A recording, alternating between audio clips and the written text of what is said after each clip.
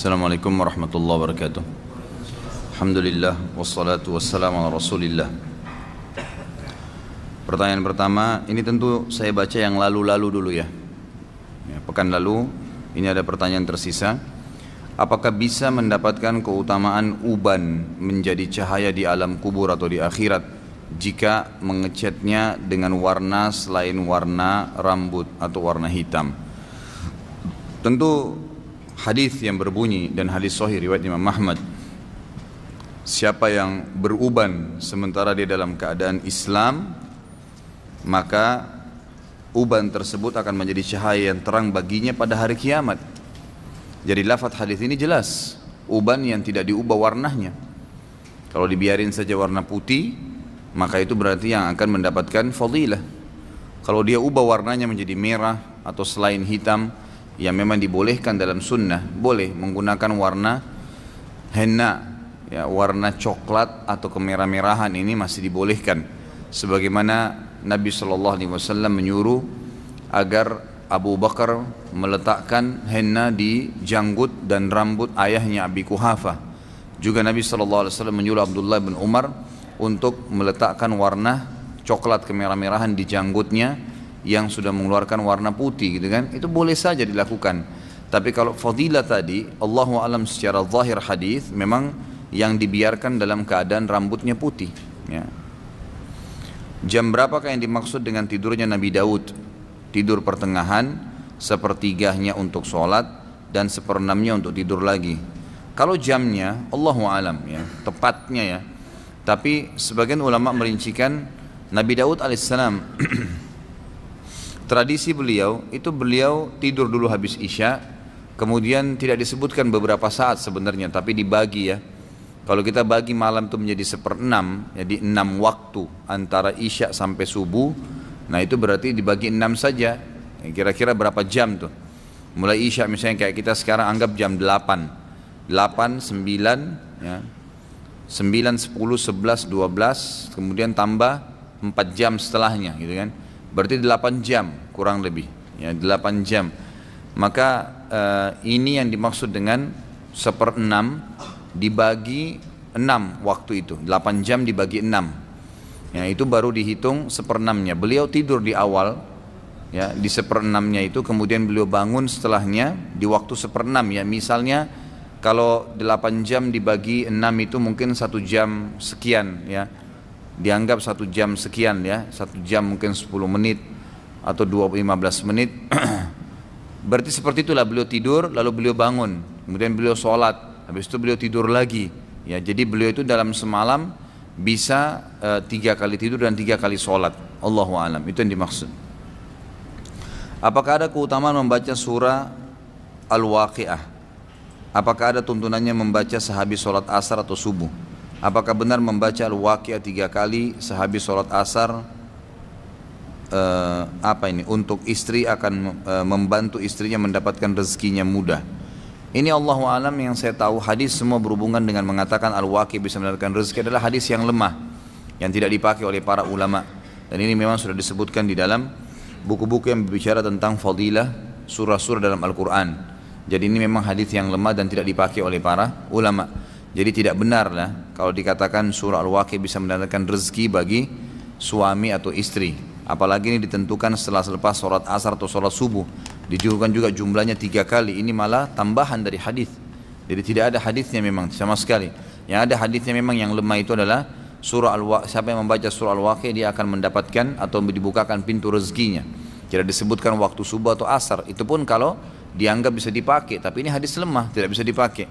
Ditambah lagi dengan dibaca 3 kali habis asar untuk istri bisa membantu suaminya, ini sama sekali tidak pernah ada panduan di dalam, ya, sunnah Nabi SAW. Apakah termasuk bid'ah jika kita melakukan amalan-amalan seorang ustadz agar menyampaikan hajatnya selama 40 hari? Semisal baca surah Yasin, surah Waqi'ah, tahajud, la haula wala quwata illa billah 300 kali, subhanallah wa bihamdi, subhanallahil azim 100 kali dan lainnya. Bolehkah melakukan sebagai usaha berdoa? Jadi sini saya perlu rincikan dulu, ya, perlu dirincikan terlebih dahulu. Kalau seandainya apa yang ditentukan oleh ustadz tersebut sesuatu yang Nabi SAW tidak pernah tentukan jumlahnya, tidak pernah tentukan jenis ibadahnya, maka bid'ah. Tapi kalau misal Nabi SAW mengatakan saya beristighfar sehari 70 sampai 100 kali.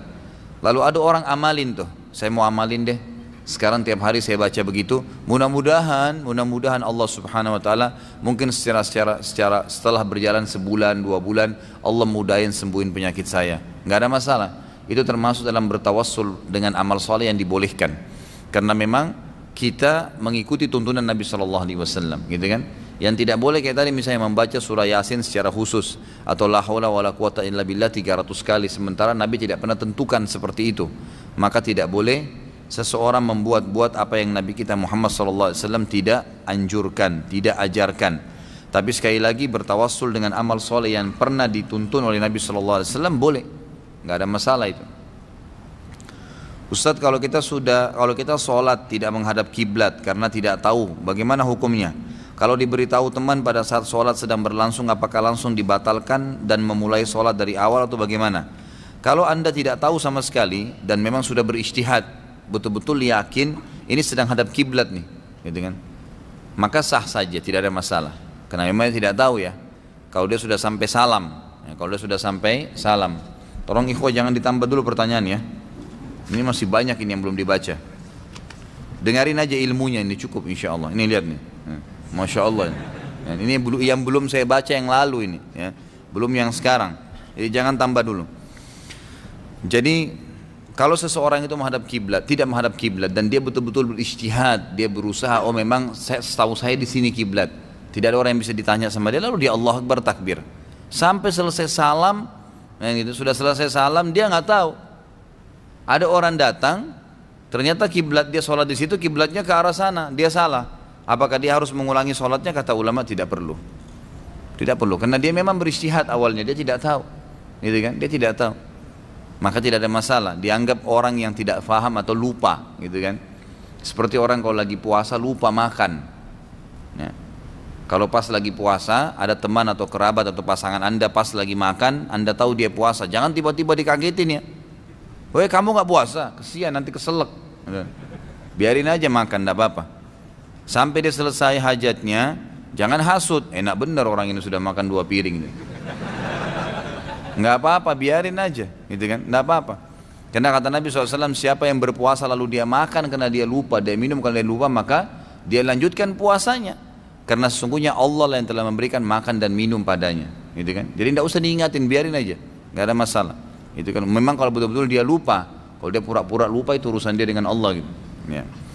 Jadi nggak ada masalah. Kalau seandainya kita sementara lagi sholat, kemudian tiba-tiba ada orang datang menepuk, mas maaf mas, kiblatnya salah ke kanan dikit, maka bergerak aja, nggak usah berhentiin sholat, bergerak aja ke arah yang dituntun sama dia, kanan dikit, kiri. Bahkan ulama fikih mengatakan boleh orang yang datang mengetahui saudaranya muslim yang lain sedang salah sholatnya, dia meluruskan, menggoyangkan badannya, mengarahkan, pegang pundaknya dua-dua. Tentu ini sesama jenis ya. Jangan lawan jenis dipegang pundaknya, nggak boleh. Di luar sholat aja nggak boleh, bagi dalam sholat. Pegang pundaknya, arahkan ke kanan sedikit mas, ini salah.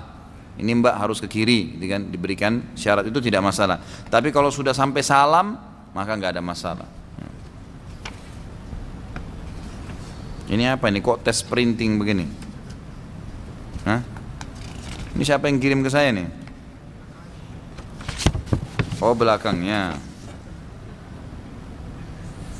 Ada beberapa hal yang ingin saya tanyakan. Pada tahun 2008 saya melaksanakan ibadah haji dari Saudi Arabia karena saya bekerja di kota Riyadh. Pada saat melaksanakan mabit di Mina, rombongan kami tidak mabit di Mina namun di wilayah Aziziyah. Ini kayaknya sudah pernah saya baca ya, yang lalu ya. Saya sudah mengatakan Aziziyah itu tidak masuk wilayah Mina dan harusnya jemaah haji mabit di Mina. Ini sudah saya jawab yang lalu. Saat kerja di Saudi, saya sering melihat pekerja kasar dari Pakistan menyempatkan sholat berjamaah di masjid di sela-sela pekerjaan kasar mereka, seperti menggali jalanan, mereka bersihkan tanah dan debunya lalu sholat. Meskipun ada bau yang kurang sedap, karena bersebelahan dengan mereka. Kalau di sini tukang-tukang bangunan kalau diajak sholat selalu bilang pakaiannya mereka kotor atau merasa bau keringat, sehingga kadang tidak sholat sama sekali. Mohon nasihat yang tepat Ustadz, kalau karena saya banyak berhubungan dengan tukang bangunan atau konstruksi. Tentu ini tidak ada hubungannya ya antara orang sholat dengan bajunya kotor. Sama dengan orang lagi jihad, penuh darah bajunya, sholat aja. Enggak, itu bukan najis. Kita tidak boleh pakai pakaian atau sejadah tempat sholat kalau jelas-jelas ada najisnya. Kalau jelas-jelas ada najisnya, saya kira tanpa pertanyaan. Jazakallah khair. Kalau jelas-jelas ada najisnya, itu baru tidak boleh. Tapi kalau cuman kotor, keringat, nggak masalah, jangan kehilangan waktu, gitu kan? Makanya dianjurkan kalau bisa pada saat berwudu, apalagi alhamdulillah masjid kita kayak sekarang ini sangat luar biasa ya. Kalau saya nggak malu ikhwah sekalian, saya selalu bawa kemana-mana tas saya atau ada kresek, saya bawa baju ganti. Saya kalau dari pengajian ke pengajian, mampir di masjid mana, saya mandi, saya sholat, mandi di situ, saya wudhu, bersihin badan, segar kembali, baru saya masuk ke pengajian saya. Nggak ada aib di situ, malah bagus itu. Lalu sering gunakan roll on, sering gunakan pewangi badan, itu sunnah Nabi SAW. Kata Nabi, terutama laki-laki ya. Kata Nabi SAW, dicintakan kepadaku dunia ini karena adanya wanita dan adanya minyak wangi. Makanya aneh kalau ada laki-laki nggak suka minyak wangi itu. Jauh dari sunnah Nabi SAW. Kantongin selalu beli yang kecil, selalu kantongin pakai minyak wangi kemana-mana. Itu sunnah Nabi SAW. Sudah baunya enak, dapat pahala lagi, gitu kan? Insya Allah yang hal-hal seperti ini nanti akan dihindarin. Ini berhubungan dengan masalah perlunya orang menjaga sholat walaupun bajunya kotor, yang penting tidak najis. Tidak kelihatan auratnya, silahkan dipakai, nggak masalah. Itu bukan alasan, gitu kan? Itu bukan alasan. Kemudian kalau masalah tukang, memang ini semoga Allah berikan hidayah ya. Kita nggak usah bicara tukang. Ya, ini yang bertanya saudaraku, siapa saja di Indonesia ini mau pegawai kantor yang rapi pun AC semua, tetap kalau dia tidak mau sholat dia tidak sholat, gitu kan? Kalau di Saudi memang itu sudah umumnya orang faham, sehingga memang bisa dikatakan jarang, persentasenya kecil sekali orang yang tidak sholat berjamaah itu. Di sana kecil sekali. Memang betul-betul orang yang lemah imannya itu pun dia masih sholat sendirian, dia masih sholat. Dia bukan berarti tinggalin sama sekali, gitu kan? Yang tinggalin sholat itu bisa dihitung jari sebenarnya. Sampai seperti ada cuplikan itu, saya baru dikirimkan sama teman-teman di Saudi, saya terharu betul dia cuplikan itu saudaraku. Jadi ada orang buta matanya, satu orang tua, bukan ulama, masyarakat biasa, buta matanya, tidak pernah tinggalkan 5 waktu sholat di masjid. Jadi antara rumah dia dengan masjid itu, dia minta satu orang tolong ikatkan tali, ada tiang listrik pas di sebelah pintu masjid. Masjidnya juga masjid biasa kecil di berkampungan gitu. Diikat tali di situ, tali itu panjang, ditaruh jalan di tanah, yang artinya diletakkan di tanah sampai depan pintunya dia. Jadi kalau orang buta ini mau ke masjid, dia keluar dari pintunya, dia pegang tali itu terus ditarik sama dia, jadi kencang talinya, lalu dipegang sama dia, menuntun dia sampai ke masjid. Buta, nggak bisa, nggak ada yang tuntun, sendirian tinggal di rumahnya, tapi tidak tinggalin 5 waktu sholat di masjid. Ada cuplikan yang lain luar biasa ikhwah. Orang lumpuh, dia bahkan kalau mau jalan ke masjid itu, kalau dia mau jalan dia bolak-balikan badannya, tangannya nggak ada, kakinya nggak ada, tapi luar biasa nggak tinggalin sholat berjamaah di masjid. Ada cuplikan-cuplikannya tuh di Saudi, unik-unik gitu, luar biasa gitu. Mereka betul-betul memang mungkin sudah penanaman iman ya dari orang tuanya kepada anak-anak ini. Mudah-mudahan Allah berikan hidayah orang-orang kita gitu. Ya ini pekerja-pekerja kasar, bukan cuma sholat, Ramadan nggak puasa, gitu kan? Padahal di Saudi itu orang puasa semua walaupun bekerja keras, gitu kan? Mereka tetap puasa, buka puasa rame-rame gitu, tidak mengganggu. Dan ini memang sunnah Nabi SAW, dan itu kan tergantung sugestinya. Kalau kita puasa, kemudian sudah disugesti awalnya negatif, sebentar jam 11 saya haus nggak ya? Saya lapar nggak ya? Ya haus dan lapar benar. Tapi kalau kita memang niatnya sugesti, niat itu sebenarnya sugesti ya. Sugestinya dia, saya insya Allah sampai azan maghrib tahan, insya Allah sampai isya pun saya tidak lapar. Memang benar, insya Allah kan seperti itu. Mungkin buka puasa cuma seteguk air, makan kurma cukup buat dia, habis isya, habis tarawih baru dia makan. Ada orang begitu, nggak ada masalah buat dia. Itu kan jadi tergantung niatnya. Pak Ustadz, bagaimana dengan pakai minyak wangi di hari Jumat di bulan Ramadan? Bukankah di bulan Ramadan tidak boleh pakai minyak wangi? Siapa yang bilang? Nggak ada masalah. Emang kenapa kalau pakai minyak wangi? Oh, kalau cium wangi terus batal gitu? Nggak ada hubungannya. Jadi bagaimana kalau orang cium hirup bau makanan? Nggak batal itu. Tidak batal sampai ada sesuatu yang dimasukkan ya di dalam mulut, tenggorokan atau ke dalam ya melalui tenggorokan, itu yang memang sifatnya muftir, artinya mengenyangkan ya, mengenyangkan. Ya, jadi kalau mengenyangkan maka tidak boleh. Artinya dia kalau dimakan banyak nanti mengenyangkan, maka itu baru muftir, baru membatalkan. Jadi kalau orang tidak sengaja lewat di depan restoran ada orang lagi masak, dia lewat kecium, itu nggak batal, gitu kan? Bahkan ulama sepakat mengatakan bolehnya seorang wanita yang sedang memasak makanan untuk buka puasa suami dan anak-anaknya mencoba mencicipi di ujung lidahnya lalu membuangnya setelah itu, tidak memasukkan ke dalam. Itu hampir semua ulama fikih sepakat masalah itu dibolehkan, gitu kan? Dibolehkan, tapi hanya di ujung lidah. Minyak wangi pun boleh, nggak ada masalah, nggak ada larangan Ramadan atau lagi puasa pakai minyak wangi. Kalau sedekah lebih baik mana, ditargetkan jumlahnya atau tidak? Misal langsung ambil di kantong tanpa tahu jumlah yang disedekahkan. Sebenarnya sama saja ya, sama saya, tergantung niatnya. Tergantung niatnya, biar juga orang keluarin 100 ribu yang tiba-tiba dia pegang, tapi kalau hatinya gerutu, gitu kan, sama juga bohong. Lebih baik orang yang ngeluarin 1.000 rupiah tapi ikhlas, gitu kan. Jadi kalau saran saya tentukan aja. Kalau saran saya ya, jangan nanti syaitan godain begitu kita main tutup mata tarik ternyata 100 ribu yang keluar, kemudian sebentar nyesal, coba tadi yang 5 ribu aja kan, hilang ikhlasnya nanti. Jadi tentuin aja, keluarin di kantong, lihat kira-kira kebutuhan saya mana, lalu keluarin, tidak masalah. Ya, jadi itu termasuk hal yang bijaksana kalau kita milih. Boleh minta alamat email dan nomor HP-nya Pak Ustadz untuk minta saran dan tanda tangan. Tanya-tanya maksud saya, salah. Ya. Boleh insya Allah. Ya. Kalau email lebih baik ke web aja ya, di web saja. Karena saya terus terang, ikhwah dan akhwat mohon maaf, kalau ada yang masuk di BlackBerry saya, ada yang masuk di WhatsApp, kadang-kadang saya nggak jawab. Terlalu banyak, bukan saya nggak mau jawab. Kadang-kadang saya bangun tidur sudah ada 120 SMS yang masuk, WhatsApp ada. Bahkan di Wisol TV pernah disebarin nomor HP saya, lagi manasik umroh, saya tidak sengaja, maksud saya mau sampaikan kepada jemaah yang mau umroh dengan saya, ini nomor HP konsultasi sebelum umroh sama saya. Nanti diputar sama teman-teman Wisol TV, semua seluruh Indonesia nonton. Jam 3 subuh kerang kering nomor HP saya. Jam 3 subuh siapa yang bel saya ini, saya nggak kenal nomornya, dan habis nomor yang satu lagi. Ternyata teman-teman Wisol TV, itu pernah jam 3 subuh putar ceramah saya, gitu kan. Dan jemaahnya ini rupanya kira itu live. Mereka telepon ke studio nggak ada yang jawab, ditelepon ke HP saya. Bunyi luar biasa, saya pikir ada apa-apa, mungkin keluarga saya ada masalah, tapi alhamdulillah sih tidak ada masalah ya. Jadi saya mohon maaf kalau memang ikhwah selama ini dan akhwat yang saya tidak sempat jawab, ya itu bukan disengaja tapi memang keadaannya, kondisinya tidak memungkinkan, tangan saya cuma 2 gitu. Jika kita deposit di bank syariah lalu meminjam uang dengan jaminan deposit tersebut dan di awal akad peminjaman uang pihak bank menetapkan cicilan tiap bulannya sekian rupiah tanpa menyebutkan akumulasi akhir dari cicilan tersebut. Jika ditelaah hasil akumulasi akhir dari cicilan akumulasi tersebut melebihi dari jumlah yang dipinjam, namun peminjam tidak keberatan akan kelebihan tersebut, apakah hal ini dibolehkan?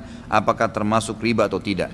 Saudaraku, hukum riba atau bukan hukum riba atau tidak riba itu bukan dari masalah ridho atau tidak ridho. Hukumnya haram. Zina diajak atau sengaja mau tetap zina, nggak bisa dijadikan tolok ukur begitu. Jadi jangan Anda bilang, oh kalau saya pinjam uang kemudian dilebihkan, ya karena saya juga mau, saya butuh, nggak apa-apa deh, saya ridho. Nggak bisa, memang hukum penambahan sesuatu dari hutang itu tidak boleh. Baik dari pihak orang yang mengembalikan, yang utang, atau orang yang punya piutang. Ya, kalau dari awal sudah disepakati ya. Tapi kalau misal saya pinjam 1 juta, kemudian saya sudah kembalikan uang teman saya itu, dan ternyata dari uang itu memang saya pakai investasi berhasil, saya dapat untung 2 juta rupiah. Saya merasa terima kasih, saya berikan kepada dia 100 ribu. Tapi tidak ada hubungan dengan, tidak ada kesepakatan awal akan berlebihan, akan dilebihkan. Karena utang nggak boleh lebih. Dan teman-teman begini ya, tolong garis bawahi satu poin. Pisahkan di dalam hati kita antara sesuatu yang sifatnya investasi, untuk dunia dapat keuntungan, dengan sesuatu yang sifatnya untuk mendapatkan pahala. Jangan semuanya dihitung harus ada keuntungannya. Akhirnya kita teman minta tolong antarin saya ke sana dong. Ini dapat apa saya di sana nih? Berpikir duniawi, harus ada sesuatu nih. Dapat sesuatu nggak ya? Nanti kalau ke sana dapat duit nggak ya? Dapat apakah? Ini sesuatu. Kalau nggak mau jalan. Nggak boleh. Pisahin di hati kita itu. Kalau investasi bisnis, baru kita hitung-hitungan keuntungan. Tapi ada juga yang sifatnya memang sedekah. Emang nggak ada imbalan tuh, nggak usah berharap imbalan. Meminjamkan uang masuk di dalamnya. Ya, minjamin uang ke orang itu nggak boleh ada imbalan. Emang sudah begitu? Gadai, nggak boleh ada imbalan. Harap pahala dari Allah Subhanahu wa taala. Bahkan seorang muslim harus ini dominan dalam hidupnya dibandingkan dengan tadi yang investasi itu. Banyak orang tidak bedain ini saudaraku, semua harus dihitung duit. Apa untungnya nih? Nggak boleh begitu. Akhirnya tidak ada amal yang ikhlas, tidak ada amal yang untuk akhirat kita. Karena semua sudah kita ambil balasannya di dunia. Jadi coba bedain itu. Bahkan para ulama itu lebih cenderung selalu hampir 99% hidup mereka itu semua yang investasi akhirat, semua yang dapat pahala. Yang cuma 1% aja nih yang untung. Itu saja. Abu Hanifah rahimahullah pernah kedatangan seorang wanita dan berkata, wahai imam, dia tahu dia ulama besar, punya toko sutra di Irak, ya gitu kan. Dikatakan oleh perempuan ini, tolong juallah kepada saya sutra yang saya butuhkan, tapi tidak kamu mendapatkan keuntungan yang besar, tidak juga kamu rugi. Abu Hanifah rahimahullah memberikan kepada ibu tersebut dengan harga 3 dirham. Nggak mungkin gitu. Sutra sendiri nggak mungkin, modalnya pun nggak mungkin 3 dirham. Ibu itu kaget, dia mengatakan, wahai imam, Anda pasti rugi dengan ini. Harga sutra itu minimal 10 dirham, ini dijual 3 dirham. Apa kata Abu Hanifah rahimahullah? Perhatikan nih, pedagang yang sukses dan punya iman. Apa yang dia bilang saudaraku? Dia bilang, bu, sebenarnya saya sudah beli sutra ini 20 biji, 20 piece gitu kan. Dan saya sudah untung dari 19 piece yang sebelumnya. Maka yang 1 piece ini saya berikan kepada Anda untuk melengkapkan saja dari modal saya dan keuntungan yang sudah saya ambil. Saya hitung-hitung ternyata cuma tinggal kurang 3 dirham saja. Maka saya berikan kepada Anda. Sampai dagang pun bisa bersedekah, bantu orang. Ini banyak orang subhanallah tidak dagang, tidak apa, tapi semua harus dihitung duit, gitu kan? Semua harus ditolak ukurkan dengan uang. Jadi nggak ada niatnya untuk mendapatkan pahala di akhirat. Jadi saya sarankan termasuk yang tidak boleh ada tambahannya adalah hutang dan juga gadai. Ya. Termasuk juga ikhwas sekalian menjaga amanah-amanah orang adalah tanggung jawab. Banyak orang kontrak rumah, dia tidak menjaga kontrakan itu. Dirusak lampunya, dirusak catnya, nggak boleh ikhwah. Kalau anda bisa meninggalkan tempat kontrak itu dan bertengkar sama yang punya tempat karena sudah merusak bertempat dan anda berhasil lari, dari Allah nggak bisa lari. Allah akan hukum anda, nggak boleh. Bagaimana kita terima catnya, bagaimana kita terima pintunya, kamar mandinya, lantainya, begitu kembalikan. Ada orang sewa mobil, rusak mobilnya orang. Oh karena bukan mobil saya, polisi tidur ditabras saja, lubang-lubang di macam-macam sampai rusak mobilnya orang. Nggak boleh ikhwan, haram ini, nggak boleh sama sekali. Ya kita harus tidak boleh melakukan satu perbuatan yang kita tidak senangi buat diri kita. Kata Nabi SAW, la yu'minu ahadukum hatta yuhibbu li akhihi ma yuhibbu li nafsi. Tidak akan beriman seseorang sampai dia mencintai untuk saudaranya apa yang dia cintai untuk dirinya sendiri. Nggak boleh. Kan gitu. Kalau kita tidak, coba bayangkan kalau kita pemilik mobil, maukah mobil kita digituin? Kalau kita pemilik rumah, maukah rumah kita digituin? Tentu kita nggak mau, gitu kan? Jadi harus menjaga. Ingat, Allah Azza wa Jalla maha melihat, maha mengetahui, maha mendengar. Nggak boleh. Kita bisa zalimi seseorang, kita bisa dari seseorang, tapi dari Allah Azza wa Jalla tidak mungkin.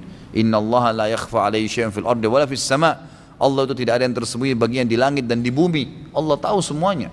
Hati-hati saudaraku. Dan pasti sabda Nabi SAW berlaku. Al jaza'u min jinsil amal. Balasan akan datang sesuai dengan kadar perbuatan seseorang. Menipu hari ini, ditipu besok. Gibah hari ini, digibah nanti. Fitnah hari ini, difitnah. Merusak barang orang, dirusak juga barang kita nanti. Jadi jangan heran. Berlakulah sebagai hamba Allah yang mukmin yang tahu semua itu.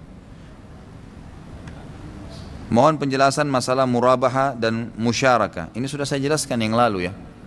Ya, murabaha dengan musyarakah sudah saya jelaskan yang lalu. Jadi teman-teman bisa kembali ke cuplikan kita yang lalu. Ustadz, laki-laki dapat keutamaan pahala 27 derajat dan 25 derajat jika sholat berjamaah di masjid. Bagaimana perempuan mendapatkan pahala tersebut sedangkan perempuan lebih utama sholat di rumah? Perempuan tersebut belum menikah. Jadi yang benar hadisnya adalah 25 kali lipat pahala dan diangkat 27 derajat. Itu yang benar. Ya. Jadi hadis yang pertama, hadis 25 kali lipat adalah hadis sahih riwayat Imam Ahmad. Kata Nabi SAW, sholat seseorang di antara kalian di rumahnya dan di pasarnya dibandingkan di masjidnya berjamaah, itu perbandingannya 25 kali lipat. Kalau 27 derajat hadis riwayat Imam Bukhari Muslim, kata Nabi SAW, sholat berjamaah dibandingkan sholat sendiri perbandingannya 27 derajat. Bukan 27 kali lipat ya. Maka Ibnu Abbas mengatakan satu derajatnya ini perbandingan 20 derajat itu adalah satu derajat ke derajat di atasnya jaraknya 500 tahun. Baik, ini dapatkan laki-laki. Bagaimana dengan perempuan? Maka ulama mengatakan hadis yang menjelaskan perempuan lebih afdal sholat di rumah dihubungkan dengan hadis sholat berjamaah. Sabda Nabi SAW yang berbunyi hadis sahih riwayat Hakim, wanita yang sholat di ruang tamu rumahnya lebih afdal daripada di luar rumahnya termasuk masjid. Dan dia sholat di dalam kamar tidurnya lebih afdal, lebih besar lagi pahalanya dibandingkan kalau dia sholat di ruang tamunya. Jadi perempuan makin tertutup makin besar pahalanya, laki-laki makin terumum, rame-rame makin besar pahalanya. Lalu bagaimana caranya perempuan mendapatkan fadilah berjamaah tadi? Ya dia sholat berjamaah di rumahnya, gitu kan? Perempuan yang sholat sendiri di rumahnya sama dengan pahala laki-laki sholat sendiri di rumah, di masjid. Perempuan yang sholat berjamaah di rumah sama dengan laki-laki berjamaah di masjid. Begitu, jadi jamaah dipenuhkan dengan jamaah. Walaupun juga perempuan boleh ya untuk sholat di masjid, bukan tidak boleh. Sebagaimana sabda Nabi SAW dalam hadis sahih riwayat Imam Ahmad, la tamna'u ima Allahil masajid. Enggak boleh kalian larang hamba-hamba Allah wanita untuk ke masjid.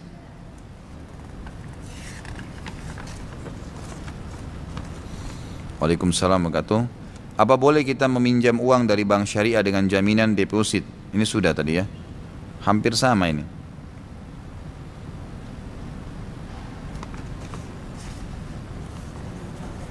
Bagus juga kalau pertanyaan kembar-kembar nih, jadi biar cepat selesai. Pak Ustadz, hukum kerja di bank apa? Gitu. Ya kalau banknya konvensional riba, haram. Kira-kira Anda mau saya jawab apa nih? Boleh? Nggak boleh, haram. Kalau orang itu takut kepada Allah SWT dan mudah-mudahan saya termasuk di dalamnya, tidak mungkin saya bilang, oh iya nggak apa-apa, nggak boleh. Emang haram, haram ya haram. Jangan cari celah ya. Ini kadang-kadang kesian Ustadz ini selalu diserang, dicari, diubah atau dikemas dan demikian rupa pertanyaan untuk supaya boleh, gitu kan. Ini kalau haram dalam Islam haram. Jangan dicari dari sampingnya halal nggak, dari bawah halal nggak ada. Haram ya haram, selesai. Anda lakukan konsekuensinya ada hukum. Dan banyak pintu halal, kenapa harus cari yang haram? Jadi sarannya apa ya? Jangan kerja di bank konvensional, saran saya. Lalu saya harus sekarang bagaimana Ustaz kalau saya keluar saya nggak punya gaji? Subhanallah, yang kasih Anda makan dari bayi memang pimpinan bank Anda sekarang, Allah Subhanahu Wa Taala. Kok sekarang baru kerja 2-3 tahun aja sudah ketakutan? Lalu yang Anda hidup 27 tahun yang sebelumnya itu siapa yang kasih makan dan minum? Nggak boleh begitu, harus yakin Allah Azza wa Jalla. Allah mengatakan dalam surah Az-Zariyat ayat 50, A'udzubillahi minasyaitonir rajim, wa ma khalaqtul jinna wal insa illa liya'budun, ma uridu minhum 50 sampai 52 ya. Ma uridu minhum min rizqi wa ma uridu minhum an yut'imun, innallaha war-razzaq dzul quwwatil matin. Ya. Saya tidak perintahkan jin, saya tidak ciptakan jin dan manusia, semua jin, semua manusia kecuali untuk beribadah kepadaku. Kata ulama apa? Patuh, yakin, tunduk, minta maaf sama Allah kalau salah, yakin Allah memberikan rezeki, yang mengatur hidupnya, matinya, semuanya, gitu kan? Dan Allah mengatakan saya tidak minta balasan kok dari apa yang telah mereka saya berikan makan dan minum. Allah tidak minta juga kita memberikan sesajen, nggak perlu. Sesungguhnya Allah lah satunya pemberi rezeki. Razzaq itu pemberi rezeki, kemudian kalau habis diulangi, dikasih lagi. Buah sudah berbuah, panen lagi nanti, musimnya keluar lagi. Itu namanya Razzaq, pembeli rezeki yang non-stop. Air sudah dipakai nih, diserap oleh matahari, disaring di awan, diturunin lagi sama Allah dengan hujan. Begitu terus, udara, oksigen, segala dipersiapkan oleh Allah SWT. Itu Razzaq. Allah SWT berikan rezeki semut di lubangnya.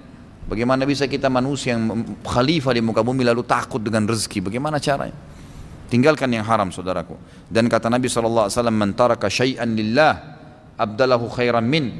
Siapa yang meninggalkan sesuatu karena Allah, ikhlas karena Allah, Allah akan gantikan yang lebih baik. Pasti itu, gak usah ragu. Siapakah Ya'juj Ma'juj dan apa mereka bagian dari tentara Dajjal? Ini ada bahasan sendiri ya, gak bisa sekarang. Ini panjang bahasannya nih.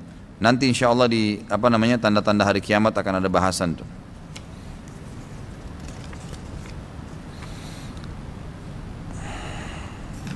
Ini sama.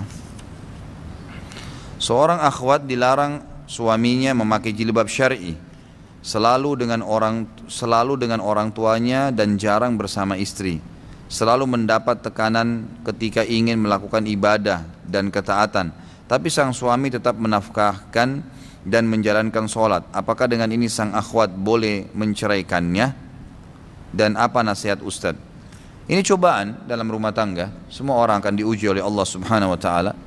Kalau anda mau, anda sabar, berdoa dan menjalankan apa yang sifatnya memang tidak melanggar hukum Allah. Jadi dalam hukum Allah Subhanahu wa ta'ala, dalam syariat Allah ini, kalau bertemu antara haknya Allah yang wajib dan haknya suami yang wajib, kalau belum menikah haknya orang tua yang wajib.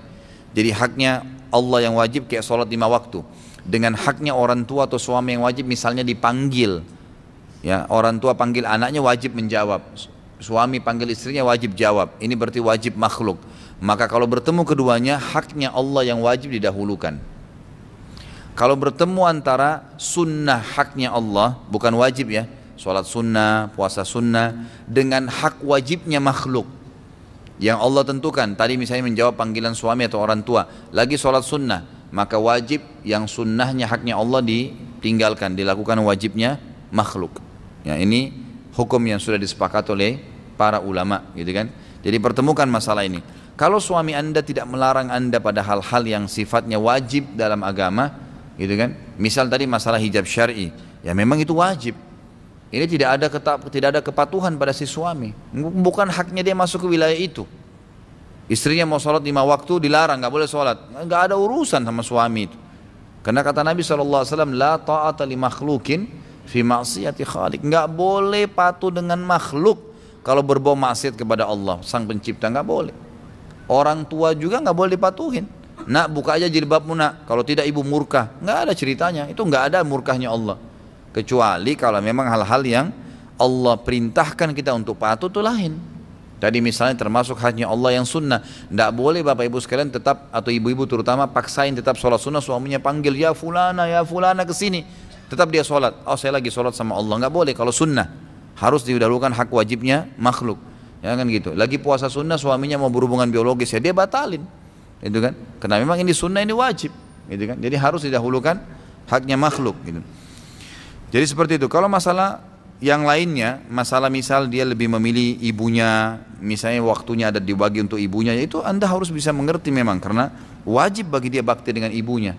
Kesalahan juga sebagian akhwat kita, dia tidak dukung suaminya pada saat bakti dengan orang tuanya, itu nggak boleh, ya, nggak boleh. Dia jadi penyebab, dia marah, dia cemberut, akhirnya suaminya jadi bimbang ke ibunya atau ke istrinya, ya nggak boleh. Harus dibiarkan dia ke ibunya, bahkan anda dapat pahala, gitu kan. Yang penting jangan dia dari pagi sampai malam sama ibunya. Si suami juga harus mengerti, gitu kan. Artinya dia berikan hak ibunya, dia juga berikan hak keluarganya. Insya Allah itu bisa dibagi waktu kok, itu bisa dibagi waktu. Jadi anda harus dahulukan masalah ini, karena memang baktinya dia kepada ibunya atau orang tuanya, ayahnya wajib. Ya itu wajib, nggak boleh. Ustaz, jika meninggalkan sholat Jumat 3 kali maka kufur. 3 kali itu berturut-turut atau dalam semasa hidup? Saya terus terang belum menemukan lafadz khusus ya, lafadz yang sahih yang berbicara memang meninggalkan 3 kali itu kufur. Tapi yang ada hadis sahih yang kita bahas yang lalu adalah Allah akan buat hatinya termasuk dicap oleh orang-orang yang lalai. Artinya setelah itu dia akan sulit melakukan ibadah. Itu yang ada dalam hadis sahih gitu. Tapi kalau tadi ini ada sebuah athar ya, kalau tidak salah disebutkan, tapi saya juga belum bisa memastikan 100% tentang kesahihan daripada dalil itu, gitu kan. Intinya tidak boleh meninggalkan Jumat, karena meninggalkan Jumat sama halnya dengan meninggalkan sholat wajib secara sengaja. Secara umum hukum ulama meninggalkan sholat wajib hukumnya kufur, gitu kan. Hukumnya kufur kalau memang dia jahdan, bangkang, nggak mau. Tapi kalau hanya malas-malasan, maka ini berarti kena ancaman dosa besar. Sebelumnya saya bekerja di bank konvensional dan saat ini berpindah ke bank syariah karena dengan maksud menghindari riba. Tapi di bank syariah pun tidak murni syar'i, masih ada praktik-praktik riba. Saya harus bagaimana Pak Ustadz? Apa saya harus mencari pekerjaan lain? Ya jelas, cari kerjaan lain. Tidak usah khawatir. Mau makan di restoran ini ada haramnya, pindah di sebelah, oh ternyata ada juga haramnya. Cari yang ada halal, pasti masih banyak, gitu kan? Mau nikah sama ini, perempuan ini nggak benar. Mau nikah sama ini, perempuan ini nggak benar. Ternyata di sana masih ada. Minta kepada Allah SWT, masih banyak, gitu kan? Masih banyak yang hadir memenuhi majelis-majelis ilmu. Masih banyak orang-orang soleh minta kepada Allah Subhanahu Wa Taala. Yang kita sayangkan ini banyak sekali orang ikhwas dan akhwat sekalian mau berdoa sama Allah pada hal-hal yang dia anggap perlu saja. Misal lagi sakit keras, baru bilang ya Allah sembuhin saya. Tapi kalau dia mau supaya dapat rumah, nggak bilang ya Allah kasih saya rumah. Ya Allah mudahin saya beli mobil, nggak kredit ya Allah supaya cash. Kenapa nggak bilang begitu sama Allah? Ya kan itu. Banyak orang tidak, nanti kalau udah kronis, ya Allah sembuhin. Kenapa nggak dari awal? Ya kan? Kita dianjurkan dalam agama Islam untuk selalu bergantung, menggantungkan nasib kita, merengek sama Allah. Bahkan dalam hadis sahih riwayat Tirmidzi kata Nabi SAW, "Man lam yad'ullah yaghdab alaih." Siapa yang tidak merengek sama Allah, tidak rutin berdoa, tidak selalu berkeluh kesah kepada Allah, maka Allah murka padanya. Sampai dikatakan dalam pepatah bahasa Arab, jangan kau minta kepada manusia, karena kalau kau minta padanya dia akan marah-marah, gitu kan? Tapi mintalah kepada zat yang kalau kau tidak minta malah dia marah. Allah itu malah marah kalau kita tidak minta. Minta, tamak, boleh tamak dalam rahmatnya Allah. Dianjurkan, kata ulama lebih afdal, lebih besar pahalanya minta dijaga kesehatan oleh Allah. Ya Allah pertahankan kesehatanku ini yang kau berikan. Ya Allah pertahankan rumah tanggaku. Ya Allah pertahankan rezekiku ini. Daripada nanti sudah datang cobaan baru kita minta, sakit baru bilang ya Allah sembuhin. Boleh, bukan gak boleh, tapi lebih afdal ulama bilang minta dipertahankan kesehatan daripada minta sembuh pada saat sakit. Lebih baik minta rezeki itu ditambahkan pada saat rezeki lagi banyak, daripada nanti sudah bangkrut baru minta kasih jalan keluar sama Allah. Boleh, tapi ini lebih afdal. Artinya cobalah bergantung kepada Allah Subhanahu wa taala, gantungkan nasibnya, gitu kan? Minta kepada Allah Subhanahu wa taala. Jadi kita harus begitu. Apapun kendala kita berdoa kepada Allah Subhanahu wa taala, minta, ya sujud, minta kepada Allah Subhanahu wa taala. Allah itu Maha mendengar, Maha mengetahui, gitu kan? Dan pasti akan menjawabnya. Jika sehabis sholat wajib atau sunnah terus kita ketika adab mau berzikir atau berdoa wudu kita batal disebabkan kentut, apakah boleh diteruskan zikir dan doanya atau harus ambil wudu lagi? Boleh, nggak masalah ya. Jadi batalnya wudu itu tidak menghalangi orang untuk berzikir habis sholat, karena tidak ada syarat untuk wudu kalau mau berzikir. Ya beda kalau membaca Al-Quran, Allahu alam. Tapi jangan sering-sering kentut di masjid ya. Boleh dijelaskan tentang kaidah ini Ustaz? Setiap orang musyrik pasti kafir, tapi tidak setiap orang kafir itu musyrik. Nah iya, musyrik itu kan mempartisipasikan Allah dengan makhluknya, seperti kasus ya orang-orang musyrik Mekah. Mereka yakin ada Tuhan namanya Allah, tapi mereka juga menyembah berhala. Ini namanya orang musyrik ya. Ini pasti kafir, semua musyrik pasti kafir. Tapi tidak semua kafir itu musyrik. Misal ada orang kufur kepada Allah, orang ateis, nggak ada Tuhannya, kafir namanya. Tapi dia tidak musyrik, artinya dia tidak partisipasikan Allah dengan makhluknya, dia tidak sembah berhala, nggak minta-minta di kuburan, nggak ada musyrik. Maka dia kafir saja. Makanya dikatakan semua musyrik pasti kafir, tidak semua kafir itu musyrik. Ya. Saya pernah sholat berjamaah tapi suara imam tidak kedengaran karena situasi masjid yang berisik. Saya bisa ikuti gerakan imam dengan cara melirik ke arah depan atau mengira-ngira ketika sujud. Sholat saya sah tidak ya Ustaz? Bagaimana hukumnya? Sah saja, nggak ada masalah. Ya kan? Artinya kita bisa merasakan gerakan orang di sekitar kita itu sudah satu hal yang dibolehkan dalam Islam. Gitu ya. Itu nggak ada masalah. Kalau memang situasinya begitu ya. Ustadz, kami sekeluarga belum pernah ada yang ke Tanah Suci. Saya berniat untuk dapat ke Tanah Suci bersama orang tua, namun sampai saat ini saya baru dapat mengumpulkan dana untuk berangkat satu orang. Saya harus mendahulukan orang tua atau saya duluan? Anda duluan. Kalau dalam masalah ibadah harus mendahulukan diri sendiri, nggak boleh orang lain, termasuk orang tua. Ya, kalau dalam ibadah ya, pas sholat, ya sholat duluan. Saf pertama masuk duluan. Pada saat ada kosong di sebelah baru suruh orang di sebelah datang masuk. Jangan kita lagi di belakang, persilakan orang masuk saf pertama, kita di belakang, nggak boleh. Anda juga butuh pahala itu, gitu kan? Jadi dahulukan diri sendiri. Makanya Nabi SAW pernah mengatakan kepada seorang sahabat yang bilang waktu mau haji, labbaik Allahumma labbaik, labbaik Allahumma an syubrumati. Ya Allah, saya jawab panggilanmu untuk haji ini, saya mau haji untuk syubrumah. Syubrumah ini istilah bagi keluarga yang sudah mati. Ada juga sebagian ulama mengatakan kerabat atau orang yang dikenal, ya orang yang punya hubungan kerabat tapi tidak mampu lagi haji dan umroh, disilakan dengan syubrumah. Apa kata Nabi SAW? Kamu udah haji buat dirimu belum? Dia bilang belum ya Rasulullah. Kata Nabi, haji dulu buat dirimu, baru kau haji buat kerabatmu tadi. Jadi harus diri sendiri, gitu kan? Kalau punggung tangan wanita itu termasuk aurat bukan? Ya ini kalau Imam Syafi'i mengatakan tidak, tapi kalau Imam Ahmad mengatakan termasuk aurat, gitu kan? Khilaf diantara mereka tentang masalah ini, dan insya Allah ini adalah sebuah khilaf yang positif saja ya, karena semua punya dalil. Imam Syafi'i mengatakan wanita itu semua aurat kecuali wajah dan telapak tangan, beranjak daripada hadis Bukhari yang menjelaskan tentang masalah bolehnya wanita membuka wajah dan telapak tangan di solat, dan bolehnya juga wanita membuka telapak tangan dan wajah pada saat dinazar, dilihat oleh laki-laki yang mau menikahinya. Nah beliau mengatakan di sini berarti hukumnya sunnah saja cadar itu, dan ini juga didukung oleh Syekh Albani rahimahullah. Beliau menulis buku tentang sunnahnya menggunakan cadar dan bukan kewajiban. Tapi Syekh Tuwaijiri dan syekh-syekh yang lain, para ulama-ulama sekarang, banyak mereka mengatakan kembali kepada Imam Ahmad, mengatakan cadar itu dan kaos tangan wajib bagi wanita. Apalagi kalau wanita itu adalah fitnah, dasarnya punya kulit yang putih, memang fitnah, telapak tangannya dilihat jadi fitnah bagi orang, gitu kan.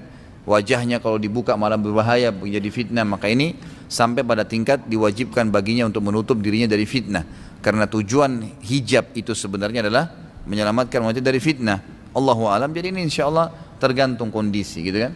Kalau di sebuah lokasi itu umumnya orang sudah biasa kenal cadar, Anda pakai cadar. Artinya tidak disorotin lah ya, tidak menjadi subahanan. Itu lebih baik, lebih afdal, lebih sempurna. Karena Imam Syafi'i juga mengatakan tetap lebih afdal cadar dan kaos tangan, gitu kan, tetap lebih afdal. Tapi hukumnya sunnah, hukumnya sunnah. Tapi kalau Anda melihat memang dengan Anda pakai di situ ya ada masalah, ya sebaiknya Anda hindari. Yang penting jangan sampai melampaui batas minimal wajah dan telapak tangan. Apakah boleh kita mengomentari seseorang di dalam hati? Apakah kadar dosanya sama dengan kita berkomentar dengan teman? Jadinya bergosip. Biasakan hatinya berzikir. Sama saja, mulutnya nggak gosip tapi hatinya gosip kan? Ya. Sama saja. Nanti akhirnya kalau saya bilang boleh saja, kira-kira bagaimana? Tiap hari Anda gerutu nanti dalam hati, gitu kan? Jadi nggak boleh, sama saja, gitu kan. Tapi kalau dikatakan apakah kadar dosanya sama, Allahu alam. Saya tidak tahu kalau itu. Itu urusannya Raqib dan Atid, gitu kan. Saya jelas menyampaikan hukum Allah saja. Apa hukumnya mengusap wajah setelah sholat dan setelah berdoa? Apa hukumnya bersalaman setelah sholat? Semuanya nggak pernah ada tuntunan dari Nabi SAW. Jadi nggak ada tuntunan Nabi SAW setelah salam mengusap wajah. Itu nggak ada dalilnya. Satu pun nggak ada hadisnya. Jadi nggak ada. Sama dengan habis berdoa usap wajah. Nggak ada. Ini cuma tradisi kita saja. Saya juga lihat ada tradisi banyak sekali ya di Indonesia yang dijadikan sebagai sebuah bawaan gitu. Kalau pada saat kunut pun subuh membalik telapak tangan. Saya nggak tahu kenapa balik telapak tangan itu, gitu kan? Katanya karena ada doa di situ minta agar dijauhkan dari keburukan. Tidak pernah ada riwayat menjelaskan Nabi SAW yang membalik telapak tangan pada saat berdoa. Yang ada adalah beliau pernah mengangkat tangan, iya, gitu kan? Beliau pernah berdoa tidak mengangkat tangan, iya. Ini yang ada. Bahkan beliau pernah mengangkat tangan sangat tinggi, itu sampai kelihatan ketiak beliau sallallahu alaihi wasallam. Itu memang ada hadis-hadis sahih semuanya. Tapi kalau dibalik telapak tangan nggak ada. Ini aneh-aneh ini. Ya, jadi tidak boleh dibuat. Gitu. Jadi ini tidak pernah ada sunnahnya ya. Termasuk ikhwas sekalian tidak boleh bersalaman setelah sholat kalau dijadwalkan itu dianggap bagian paket dengan sholat berjamaah. Jadi dianggap nggak enak kalau nggak salaman, gitu kan? Lain kalau habis sholat memang kebetulan kita mau pamit, mau jalan, kemudian salaman, tidak dihubungkan dengan zikir habis sholat ya. Dengan habis sholat itu tidak ada masalah. Tapi kalau kayak kita biasa di Indonesia ini kan sudah jadi tradisi salaman. Apalagi ditambah lagi dengan membaca salawat keliling-keliling masing-masing semua. Ini sama sekali nggak ada tuntunannya ikhwah ya. Hati-hati, jadi nggak boleh. Nggak bolehnya itu bukan karena salawatnya ya, bukan karena salamannya, tapi karena tidak pernah ada panduan dari kiai dan guru kita Muhammad sallallahu alaihi wasallam. Ikutilah beliau apapun sifatnya. Kedipan matanya pun kalau perlu diikutin. Kalau nggak dilakukan jangan dilakukan. Selesai, hidup akan bahagia. Hari Jumat disunahkan banyak membaca salawat. Bagaimana kita tahu banyak? Kita tahu banyak kalau kita tidak hitung. Jadi bolehkah menggunakan tali konter sejenis tasbih digital mirip seperti yang digunakan oleh doorman untuk menghitung jumlah tamu? Di sana ketahuan sudah berapa banyak kita bersalawat, 1000 atau lebih. Jazakallah khair. Menghitung zikir itu sunnah Nabi SAW. Tapi menggunakan telapak tangan, jari-jari kita. Ini Allah sudah kasih garis nih. Tinggal dihitung saja, gitu kan? Karena dalam hadis dikatakan oleh Nabi SAW, tangan yang dipakai berzikir akan menjadi saksi pada hari kiamat. Kata para ulama adalah seperti yang Nabi SAW contohkan, yaitu menghitung jari-jari ini. Walaupun ada sebagian ulama Syafi'iyah yang mengatakan tidak masalah menggunakan konter itu, tidak masalah menggunakan tasbih itu. Ya, ini sebagian ulama Syafi'iyah yang mengatakan ya karena mereka menganggap itu adalah sesuatu yang digunakan untuk mengingatkan. Tapi permasalahannya kalau jumhur ulama mengatakan kalau itu adalah tradisi agama tertentu nggak boleh. Seperti kasus kalau orang menggunakan tasbih kayak orang Hindu misalnya yang besar ditaruh di lehernya, kan banyak orang Islam begitu biasa, gitu kan? Jadi hampir sama, tradisi agama lain tidak boleh, itu sudah tidak boleh kan? Ya, ini kalau anda lihat darurat, dan saya sarankan untuk tidak menggantungkan diri dengan alat-alat seperti ini ya. Jadi usahakanlah pakai jari, kita biasakan berzikir habis jari. Karena kalau tidak nanti tergantung. Kalau tidak ada tasbih kita jadi tidak enak, tidak bisa berzikir, gitu kan. Jadi usahakan lebih baik dengan menggunakan tangan. Tapi saya tidak menyalahkan orang yang melakukannya ya. Saya tidak berani mengatakan dengan menggunakan itu berarti bid'ah, itu enggak tahu. Allahu a'lam. Ya, karena ada sebagian ulama Syafi'iyah mengatakan boleh. Ya. Bolehkah sholat duha berjamaah? Enggak boleh. Ya, jadi sholat berjamaah itu hanya sholat yang Nabi SAW contohkan, seperti sholat tahajud, sholat tarawih, gitu kan, sholat jenazah. Nah itu memang berjamaah, sholat gerhana itu berjamaah. Tapi kalau yang Nabi tidak contohkan berjamaah seperti sholat duha, sholat rawatib, qobliyah, ba'diyah, gitu kan, sholat sunnah wudu, tahiyat masjid, ini nggak pernah ada contoh dari Nabi SAW berjamaah. Jadi tidak boleh duha berjamaah. Apakah akikah dulu atau kurban dulu? Lalu hukum akikah itu sunnah apa? Kenapa harus selalu dipertemukan? Selalu pertanyaan sama akikah atau kurban? Emangnya anda lahir pas bersamaan dengan hari kurban? Gitu kan? Ini selalu dihubungkan begini. Tidak usah dihubungkan ikhwah. Ada kesempatan lakukan dulu, gitu kan? Mana yang Allah mudahin pada saat itu? Lagi Idul Adha, ya kurban lah. Gak usah dihubungkan lagi dengan akikah. Kadang-kadang orang terlalu perhitungan. Mau satu ekor kambing digabung dua-duanya, nggak bisa. Karena hal wajib nggak boleh digabung dengan sunnah, gitu kan? Akikah kan wajib, ya, hukumnya wajib. Sementara kurban hukumnya sunnah muakkadah, gitu kan? Jadi dianjurkan saja. Jadi ini dibedain, tidak boleh disamain sebenarnya. Jadi kondisional.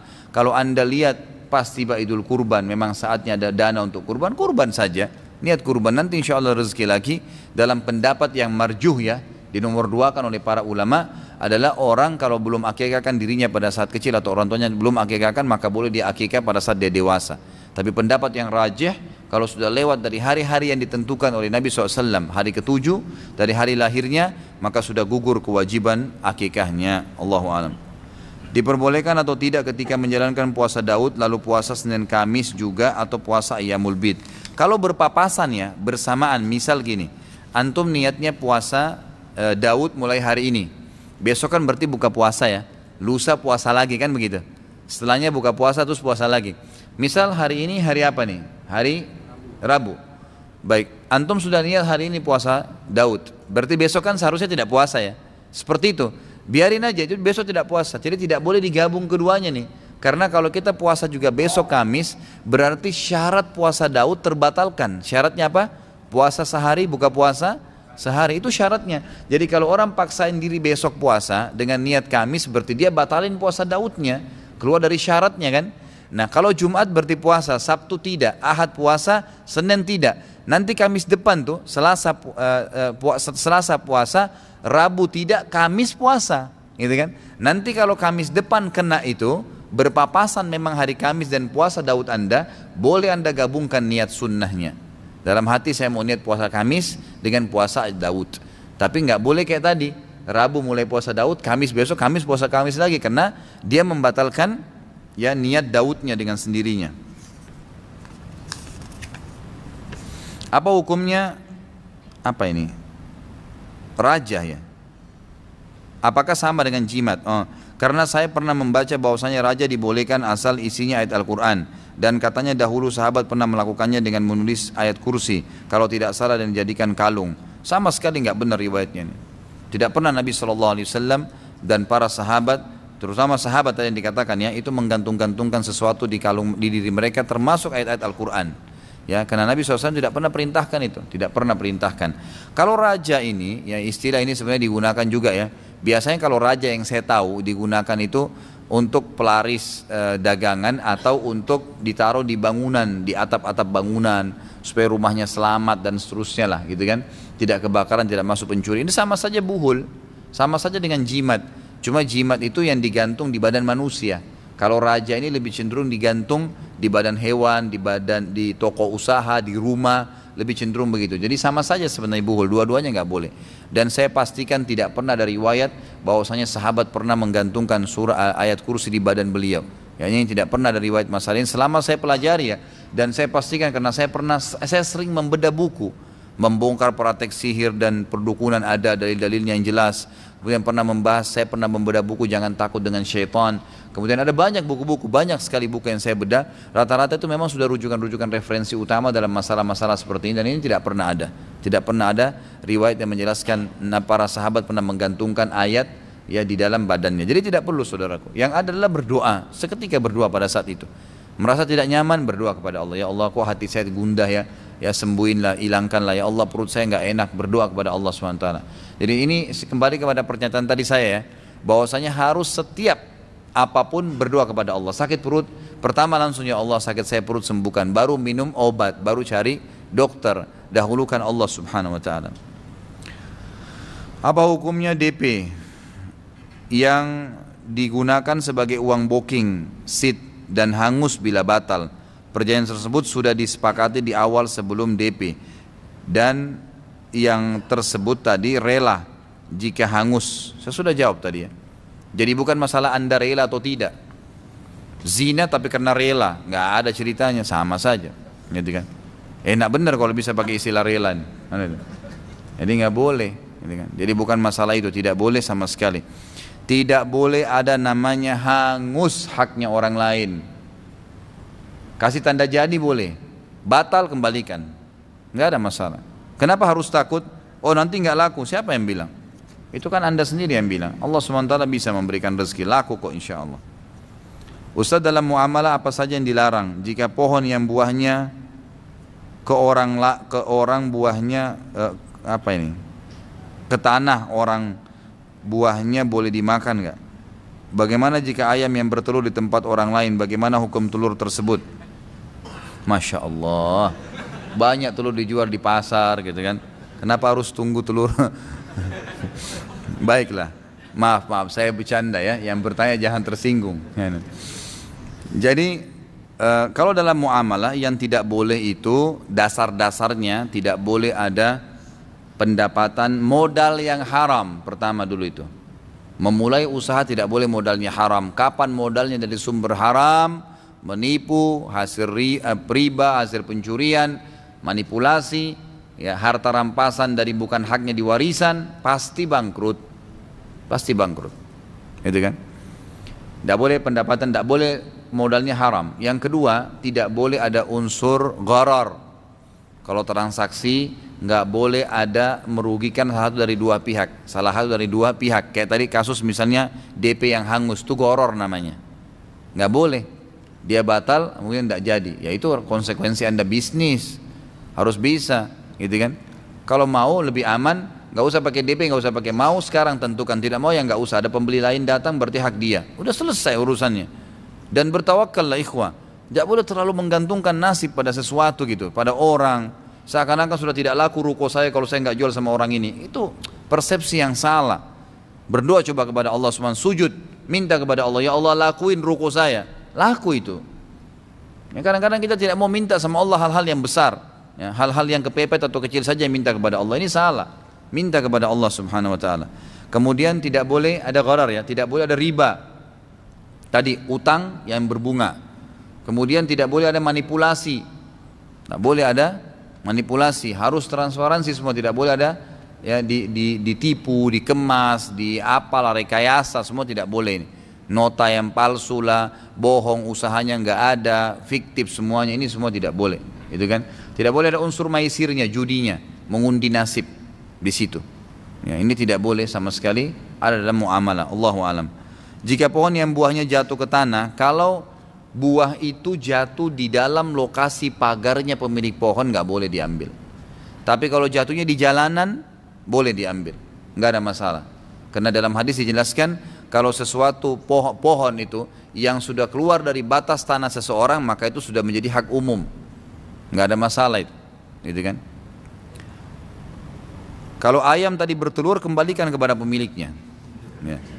Jadi kalau anda tahu ini ayamnya tetangga ini bertelur di rumah saya, bukan dibilang kesempatan pecahin langsung digoreng, gitu kan? Ya. Kembalikan, anda pasti tahu pemiliknya, kembalikan. Ya. Ustadz, berdosakah ketika kita berkomentar tentang seseorang? Ini sudah tadi.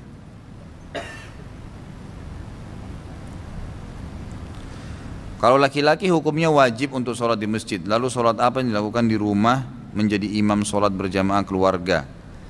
Kebanyakan masyarakat kita memahami suami sebagai imam keluarga melakukan sholat di rumah untuk dapat mengimami istri dan anaknya. Bagaimana sebenarnya Ustaz? Boleh suami menjadi imam buat istrinya dan anaknya di rumah. Siapa yang bilang tidak boleh? Tapi dia tidak usah tinggalkan sholat berjamaah di masjid. Itu kan dicontohkan oleh sahabat Nabi yang mulia Mu'adz bin Jabal radhiyallahu anhu. Beliau selalu 5 waktu sholat itu sholat berjamaah sama Nabi di masjid. Setelah itu beliau kembali lagi ke sukunya jadi imam lagi. Nggak masalah itu, boleh. Gitu kan? Tapi sholat dia yang kedua sudah terhitung sunnah, bukan lagi sholat wajib. Itu dalil sahih riwayat Bukhari. Riwayat Bukhari yang lain berbunyi bahwasanya ada seorang sahabat masuk ke masjid sementara sudah selesai sholat berjamaah Nabi SAW lagi zikir. Ada seorang datang mau sholat sendiri, kata Nabi SAW, siapa yang bersedekah untuk saudaranya ini nih supaya nggak sholat sendiri? Abu Bakar berdiri mengatakan, saya Rasulullah. Maka berdirilah Abu Bakar sholat, tapi Abu Bakar sini sudah sholat sunnah. Kita lagi kalau sholat sunnah di masjid, lagi sholat ba'diyah ada orang datang, lalu dia tepuk pundak kita, biarin aja dia ikut, biarin dia niat jamaah, enggak ada masalah, ya. Jadi jangan malah dikasih isyarat atau buru-buru sholat supaya dia nggak ikut berjamaah, enggak, biarin aja, nggak masalah, gitu kan. Sedangkan kita tidak lagi sholat saja boleh menemani dia, nggak ada masalah itu. Kalau ikhwah-ikhwah yang sudah faham dan akhwat sudah faham itu pasti kalau dia lagi mau sholat, ini sudah pada sholatnya, iya, temani saya dong, siapa yang mau bersedekah, nanti berdiri lagi temannya satu, nggak ada masalah itu. Sudah jadi hukum sunnah bagi dia, gitu kan. Jadi nggak ada masalah itu. Ustadz, ayah saya suka pergi ke dukun, semoga Allah kasih hidayah. Namun ketika diingatkan beliau sholat, saya coba untuk mengajak beliau untuk ruqyah syariah, beliau tidak percaya. Beliau sholat yang karena apa ini? Beliau sholat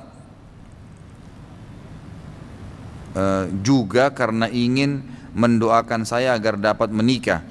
Karena saya tidak mau untuk diajak pergi ke dukun. Apakah amal ibadah ayah saya diterima? Ayah saya suka membantu orang Ustadz. Apa yang harus saya lakukan? Pertama doakan, itu kan. Semoga Allah SWT berikan hidayah. Yang kedua, manusia itu subhanallah akan tunduk di depan wahyu, ilmu. Ya, kalau kita sampaikan sesuatu yang ilmiah kepada orang, orang akan bisa menerima itu. Hanya orang keras hati yang tidak bisa terima. Jadi coba jelaskan, datangkan dalil-dalil syar'i, penjelasan, gitu kan. Dan saya sarankan penanya ini beli buku. Ada pernah saya bawain contoh tuh kecil, membongkar praktik sihir dan perdukunan. Mungkin antara 10 sampai 15 ribu harganya kecil. Dalamnya ada gambar-gambar. Coba dikasih hadiah, biar dibaca oleh beliau, gitu kan. Kalau beliau suka baca. Kalau tidak suka baca, apalah kira-kira metode misalnya mendengarkan ceramah tentang dukun dan ini bosnya tidak boleh. Di antaranya hadis Nabi SAW saja.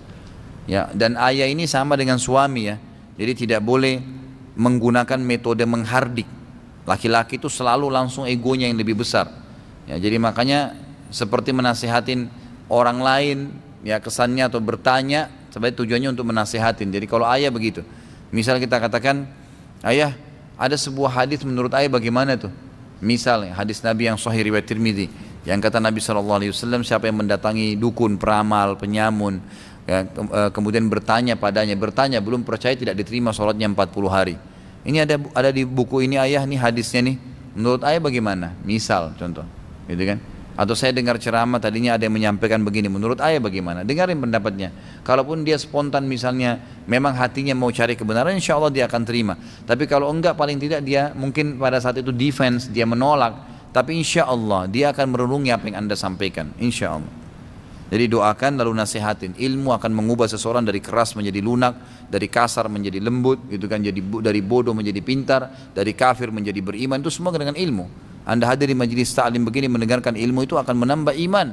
Berjam-jam pun kita duduk, insya Allah kita akan terima karena itu sesuatu yang oh iya manfaat ya, oh iya begini ya, kita dapat manfaat. Saya bingung dan sedih karena akhir-akhir ini pengemis yang biasa saya bawakan makanan sudah tidak ada lagi. Penyapu jalanan selewat saya kerja juga tidak ada. Kemudian saya salurkan ke anak-anak kurang mampu. Namun ternyata pada hari itu kebetulan anak-anak itu banyak yang tidak hadir pada kegiatan pendidikan informal rutin mereka, sehingga makanan yang saya bawa tidak habis. Apa yang salah dengan saya, Ustaz? Karena insya Allah uang yang saya gunakan bukan sesuatu yang diharamkan. Ya, ini termasuk tanda keimanan ya. Tinggal Anda pertahankan insya Allah. Ini sangat positif. Dan saya sarankan kalau memang mereka tidak ada, atau mungkin pada saat kita sedang memberikan bantuan pada fakir miskin, coba tanya di mana alamatnya, ambil nomor HP-nya, ya kan? Tidak ada masalah, itu sangat positif. Mungkin sesekali kita bisa kunjungin, jenguk kalau dia lagi sakit, gitu kan? Dan itu banyak contoh dari para ulama, dari sahabat dan tabi'in, mereka biasa mendatangi rumah orang-orang miskin, gitu kan? Melihat keadaan mereka, mereka gembira kalau dikunjungin, dijenguk kalau sakit, dibantu langsung, mungkin bisa dibukain usaha. Ya itu mungkin akan insya Allah akan menghilangkan kasus-kasus seperti ini. Dan Anda juga tidak usah sedih, insya Allah akan ada banyak orang-orang yang fakir gitu kan, yang bisa menerima apa yang Anda berikan. Misal Anda rutinkan menjadwalkan membantu sebuah rumah anak yatim gitu kan, itu sudah jelas yayasan sosial yang kita jadi donatur rutin tiap bulan. Saya kan pernah tawarkan teman-teman nih, banyak program kita di sini ya. Ada pernah menggali sumur di Jawa Tengah, ada penerbitan buku-buku doa yang kita bagi cuma-cuma. Kemarin pada saat kita beli kamera untuk web ini, berapa juta orang yang nonton ini, berapa banyak pahala yang Anda dapatkan kemarin waktu kita beli kamera, sekitar 40 juta berapa gitu kan. Sampai saya dihubungin sama teman-teman dari Prancis, dari kemarin ada dari Jerman, ada dari Australia, banyak tuh. Dari Hong Kong itu hampir semua TKW kita nonton acara ceramah kita nih. Mereka download, mereka ikutin, mereka masuk di grup WhatsApp saya bertanya. Itu Masya Allah gitu. Berapa banyak pahala yang didapatkan gitu. Anda bisa jadi donatur rutinnya gitu kan. Bisa jadi rutin untuk membiayai misalnya web ini, ayo kita tingkatkan ke masalah tingkat ke TV, ke apa, kan bisa saja. Atau Anda datangi rumah anak yatim khusus, pegang di situ berapa sih, di sini anak yatim 200 orang, berapa yang dibutuhin beras, oh 5 kalung, satu karung 25 kilo, baik sudah, saya pegang satu karung dia tiap bulan rutin, transfer uangnya atau berikan beras, kan bisa begitu ya, sehingga tempatnya itu jelas, tidak seperti tadi kasus ini orang yang tidak jelas, mungkin dia sudah meninggal, mungkin dia pindah tempat, maka kita tidak tahu. Ini solusi dari saya. Kalau saya sholat ba'diyah atau qobliyah duhur dilakukan hanya 2 rakaat, apa hukumnya? Enggak ada masalah, sunnah, boleh-boleh saja gitu kan. Tapi sayang, kenapa enggak sholat 4 rakaat sebelum, padahal itu sunnah rawatib ya. Ba'diyah duhur memang 2 rakaat, tapi qobliyahnya 4 rakaat. Kalau jarak antara azan dan iqamah hanya sebentar, tidak memungkinkan untuk sholat 4 rakaat, bagaimana Ustaz? Saya sarankan begini, saran saya ya, kalau saya biasa kerjakan, sholat sunnah yang 4 rakaat itu kan boleh dikerjakan 4 rakaat langsung, sebagaimana bolehnya mengerjakan sholat malam, sholat tarawih itu 4 rakaat kan, bisa 2 rakaat, 2 rakaat salam, 2 rakaat salam, bisa 4 rakaat salam, 4 rakaat salam gitu kan. Witirnya bisa 2 salam, 1 rakaat lagi ditambah, atau 3 rakaat sekaligus, cuma syaratnya 1, tidak pakai tahiyat pertama, itu saja.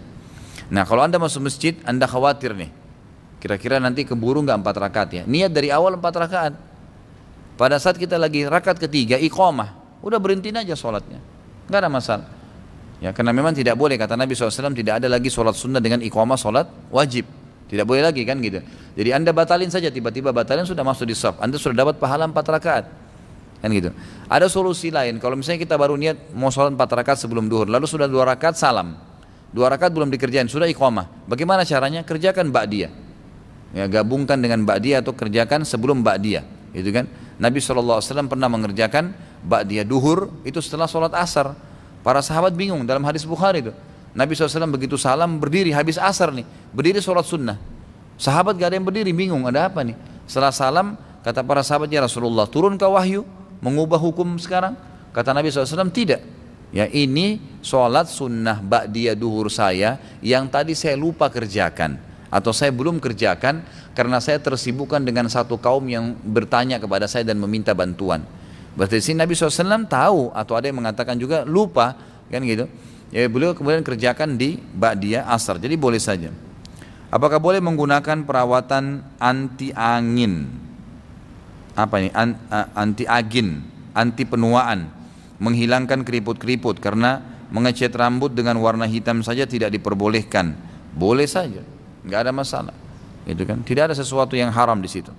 Yang tidak boleh kalau mengubah ciptaan Allah, ada jerawat dihilangkan, boleh saja, giginya nggak rata dirapiin, nggak ada masalah. Karena itu merapikan, membersihkan, merawat kan boleh. Itu namanya merawat ya. Memang kata ulama merawat tubuh ini dianjurkan. Rapi rambut. Nabi SAW menganjurkan di hari Jumat apa?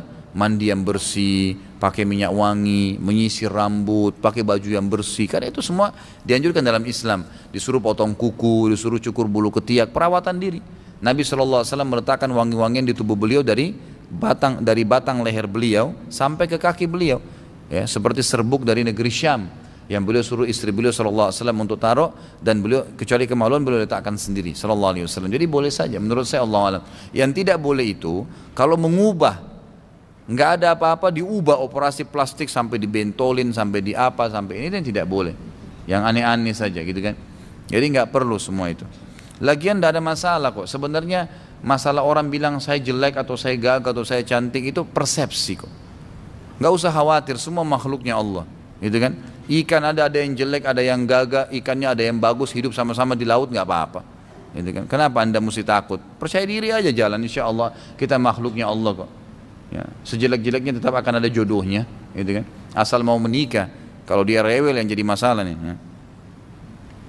Apa hukumnya menggunakan cat kuku ketika sholat? Apakah sah? Kalau cat kuku ini sebaiknya dijauhi ya, sebaiknya dijauhi catnya ya. Tapi kalau menggunakan henna itu lebih cenderung masih bisa ditembusin air, Allahu alam. Tapi kalau cat kuku itu umumnya memang dia tebal sehingga tidak membuat ada air yang bisa meresap. Dan ini juga dikatakan oleh para ulama dibolehkan digunakan pun kalau mewarnai kuku itu kalau untuk menghias ya, untuk keluarga, untuk istri, untuk suami maksudnya ya. Jadi tidak boleh di tempat umum. Kalau dia menggunakan merah di kukunya atau warna yang lain, kalau henna itu kecoklat-coklatan biasanya untuk memperindah tangan wanita, sehingga kalau kukunya berwarna, kulitnya akan kelihatan lebih terang gitu kan, lebih putih ya, kalau memang dia putih atau lebih cerah. Dan ini dibolehkan tapi di depan suami. Kalau di tempat umum, kalau dia sudah pakai henna begini, dianjurkan pakai kaos tangan. Ini karena menjadi fitnah. Kapan menjadi fitnah maka dianjurkan untuk menutupnya. Bolehkah dalam Islam bekerja di bank? Sudah tadi. Kenapa semua banyak tanya bank ini? Berhenti aja dari bank ini.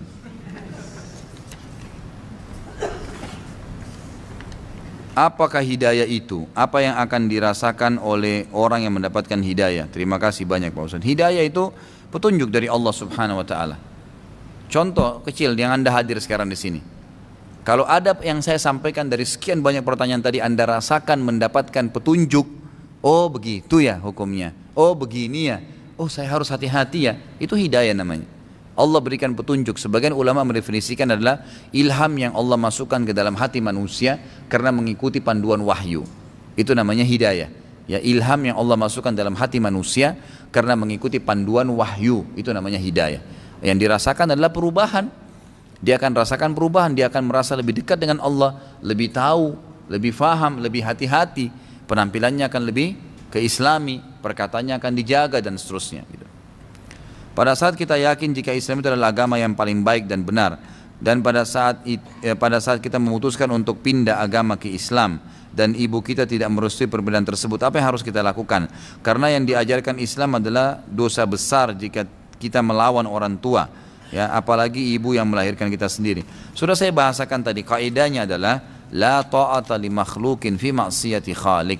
Nabi SAW mengatakan tidak boleh patuh kepada makhluk pada hal yang berbau maksiat pada sang pencipta. Orang tua itu yang mewajibkan kita patuh padanya adalah Allah, gitu kan? Tapi Allah Subhanahu wa taala tidak membolehkan kita patuh pada makhluk itu kalau berbau maksiat padanya. Tidak boleh. Tadi saya sudah kasih contoh, muslimah pakai jilbab, ibunya bilang kamu harus buka, nggak boleh dipatuhi.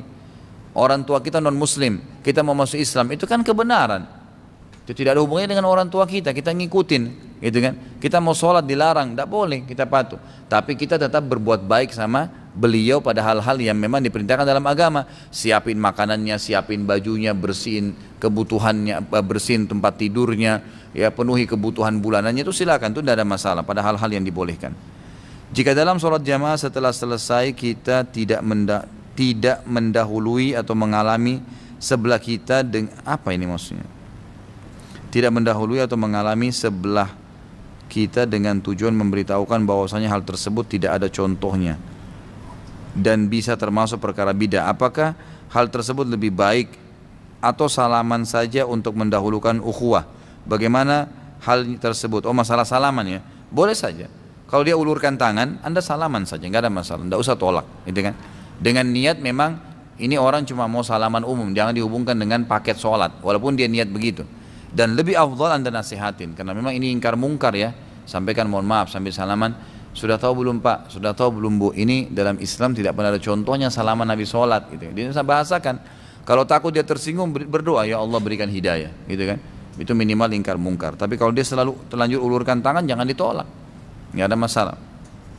Apakah diperbolehkan mengkhususkan memperlama sujud hanya di sujud terakhir?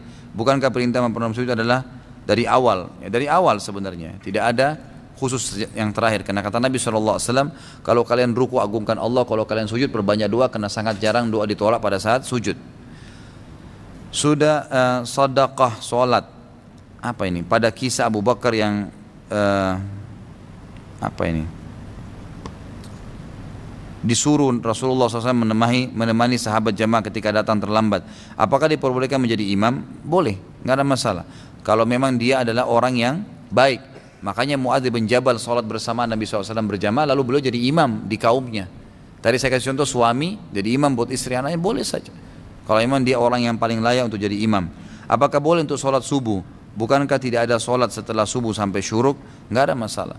Ya, itu kan jadi begini, hal-hal yang dilarang berlaku hukumnya sampai ada yang membolehkannya, gitu kan? Jadi kalau ada satu dalil yang membolehkan pengecualian, maka boleh. Misal habis subuh sampai terbit matahari nggak boleh sholat sunnah kan? Tapi ada hadis yang berbunyi misalnya, janganlah seorang dari kalian masuk ke masjid kemudian dia duduk kecuali sudah sholat 2 rakaat. Ini nggak kenal waktu. Berarti tahiyat masjid di sini dikecualikan. Nggak boleh masuk subuh kemudian langsung duduk di masjid, gitu kan?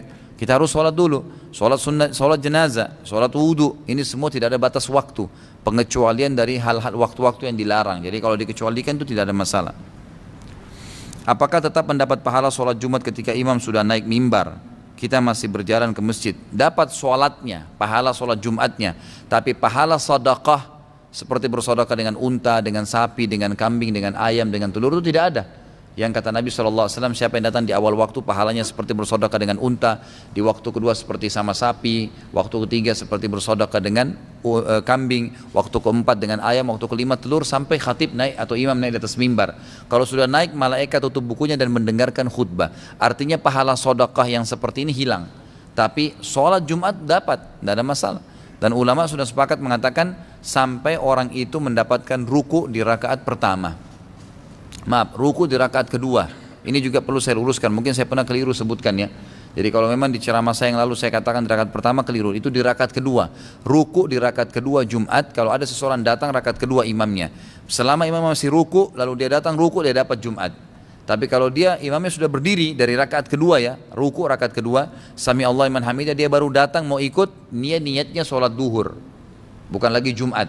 Karena dia sudah tidak mendapatkan 1 rakaat pun dari Jumat itu. Ini kan jadi jelas. Saat sholat Jumat tidak ada qobliyah Jumat. Apakah ada ba'diyah Jumat? Ada, ba'diyah Jumat ada 4 rakaat. Hadis Nabi SAW menjelaskan masalah tersebut. Kalau qobliyah itu memang ada disebutkan berhubungan dengan masalah apa? Qobliyah itu tahiyat masjid. Bukan dikatakan qobliyah ya, tapi tahiyat masjid. Cuma ba'diyah Jumat ada, ba'diyah Jumat ada. Allahu a'lam. Mungkin sampai situ dulu Bapak Ibu sekalian. Kalau ada benar dari Allah, kalau salah dari saya mohon dimaafkan. Subhanakallahumma bihamdika asyhadu an la ilaha illa anta astaghfiruka wa atubu ilaik. Wassalamualaikum warahmatullahi wabarakatuh.